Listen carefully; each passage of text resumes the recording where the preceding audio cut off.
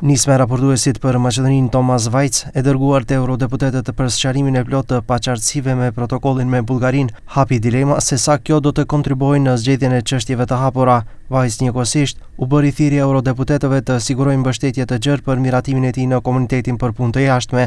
Në non-paper, përmes 7 pikave, ai arsyeton kërkesën e lidhur me amendamentin 108 për raportin për Maqedoninë, por veçanërisht i rëndësishëm është pjesa nëse protokolli i dytë është pjesë detyruese e kornizës negociuese.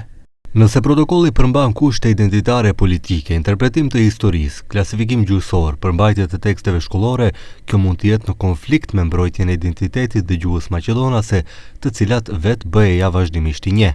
Asnjë kandidaturë tjetër për anëtarësim nuk është ngarkuar me kërkesa të krahasueshme për çështje identitare politike nga një shtet anëtar. Kjo ngre pyetjen nëse trajtimi strukturor i diferencuar i vendeve kandidate në procesin anëtarësimit është i përputhshëm me parimin e përgjithshëm të barazisë.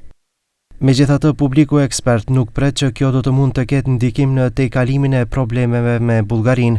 Sipas Simonida Kacarskas nga Instituti për Politikë Evropiane, kjo iniciativë është fisnike nga ana e raportuesit Vajc, por se rruga është e gjatë për të arritur deri te një zgjidhje, lidhur me atë se cili është roli i vet protokollit në kornizën negociuese. Megjithatë, ajo konsideron se rol kyç ka Komisioni për Histori. Мислам дека прашањето околу уставните измени и нивната примена нема да биде тангирано од евентуално проценување на која е правното дејство на самиот протокол. Мислам дека повеќе она каде што јас би целела е повеќе работата на историската комисија и записниците од самата историска комисија, бидејќи мислам дека тука е најголемата нејасност, има различни интерпретации, но не мислам дека прашањето за уставните измени ќе биде воопшто дека има потенцијал преку овој инструмент да се можеби влијае на самата обврска.